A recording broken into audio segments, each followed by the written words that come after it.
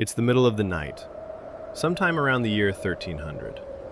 You're asleep in a city of 10,000 people, packed shoulder to shoulder in houses made of timber and thatch, and something has gone wrong.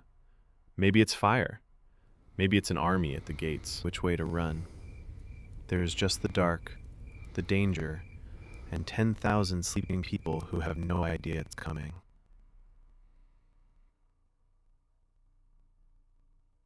So here's the question that should be sitting in the back of your mind.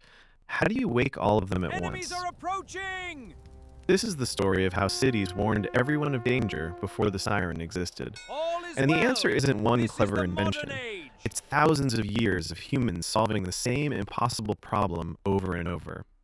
How do you take a message trapped inside one frightened person's head and pour it into the heads of everyone else before it's too late?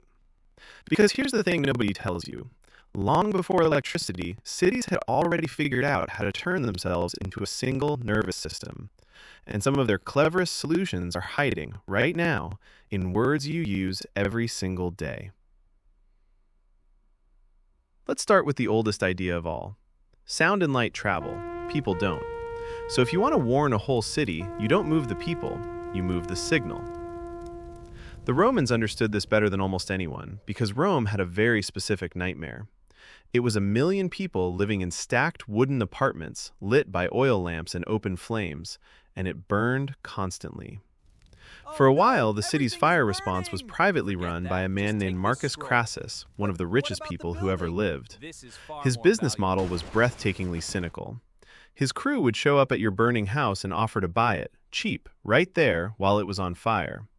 Agree, and they'd put out the flames. Refuse, and they'd stand there and watch it burn.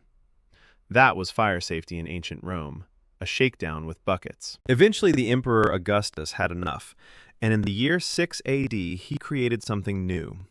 A permanent, public, citywide fire watch called the Vigiles. 7 cohorts of them, thousands of men, patrolling the streets every single night, watching for the first flicker of a flame. They carried buckets made of rope sealed with pitch, which earned them a nickname that translates to something like the Little Bucket Fellows. Their whole job was to catch a fire while it was small and raise the alarm before it became a city. The watchman was the warning system. He was a human smoke detector with sandals. Now, here's where it gets bigger. Because a patrolling guard can wake a street. But how do you warn a whole valley, a whole coastline? For that, you need fire and height. Go to ancient China and look at the Great Wall, and you'll find one of the most sophisticated warning systems the ancient world ever built. Spaced along the wall were beacon towers, and the rule was simple: smoke by day, fire by night. But it wasn't just on or off. The number of fires told you the size of the army coming. 1 fire meant a small raiding party. 2 fires meant hundreds more. The soldiers even burned a very particular fuel for the daytime signal, wolf dung, because they believed its smoke rose in a straight, thick column that the wind couldn't scatter. A message you could read from miles away, written in smoke. And this system was so powerful that abusing it got a king killed. Around 771 BC, a Chinese king named Yo had a concubine who almost never smiled. Desperate to amuse her, he lit the war beacons as a prank. His nobles came racing from every direction, armor on, ready to fight an enemy that wasn't there. She found the sight of all those exhausted, confused soldiers hilarious. So he did it again, and again, until the day a real invasion came, and he lit the beacons, and this time, nobody came. They learned to ignore him. He was killed, and his dynasty fell. That's the boy who cried wolf, except it's real, it's 3,000 years old, and the stakes were a kingdom. Let's talk about the sound that ruled Europe for the next 1,000 years: the bell. For more than a millennium, the church bell was Europe's primary alarm. There's even a special word for a bell rung in emergency: a tocsin. It comes from old words meaning quite literally to strike the bell. And the tocsin didn't just call you to prayer. It told you the gates were closing for the night, a signal we still call by its old name, curfew. It rang for invasion, it rang for flood, and above all, it rang for fire. During the Great Chicago Fire of 1871, the courthouse bell rang out the alarm over and over, on and on, until the fire reached the courthouse itself and the bell melted. It sounded the warning right up until the danger swallowed it whole. But a bell has a problem, and it's a fascinating one. A bell can only really say one thing: something is wrong. It can't say what's wrong or where. So cities did something genuinely brilliant. They turned the bell into a code. In Philadelphia, they hung a bell in the steeple of what we now call Independence Hall, and they gave it a language. One ring meant a fire to the north, 2 rings to the south, 3 to the east, 4 to the west. Firefighters memorized it. They even painted the code onto their fire hats as a compass, so the answer was always sitting right on top of their heads. Over in Boston, they carved the city into numbered districts, and the bells would ring out the number of the district that was burning. Think about what that is. That's a data signal. That's people squeezing location, direction, and urgency out of a single hunk of bronze, centuries before anyone dreamed of a text message. Now, here's the part most people have never heard, and it might be the most human piece of the whole story. Sometimes, the warning system wasn't a bell or a fire, it was you.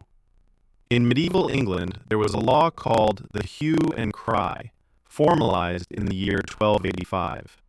If you witnessed a crime, you were legally required to shout, to raise the alarm, and everyone within earshot was legally required to drop what they were doing and join the chase.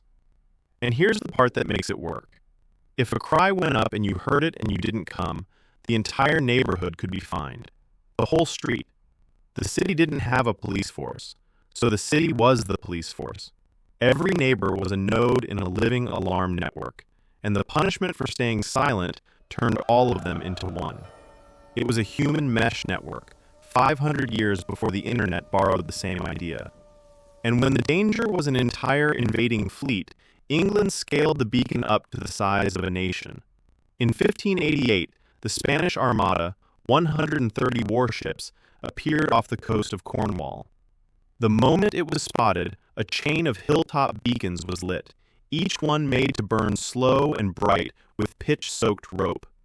One fire lit the next and the next, hilltop to hilltop, and the warning raced from the far southwest coast all the way to London in a matter of hours. No horse could have done it faster. The system wasn't perfect, and honestly, the failures are my favorite part.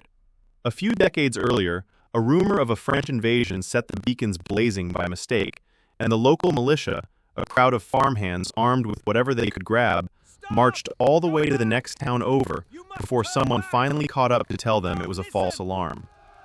Somewhere in England, 400 years ago, a very tired man with a pitchfork learned the meaning of the phrase, "Never mind." So when did the siren finally arrive? Late. A Scottish inventor named John Robison built the first one around 1799, and for over a century, it was mostly a laboratory curiosity. It didn't become the sound of danger until the World Wars, screaming out over cities to warn of air raids. Then the Cold War, warning of a bomb that thankfully never fell. And finally, the sound many of us know today, warning of a storm on the horizon.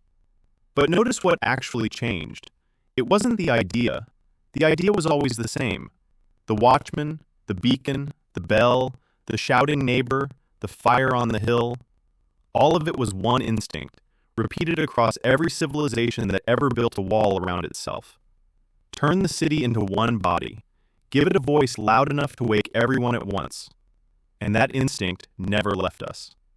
The alert that lights up your phone in a storm is the tocsin, made electric.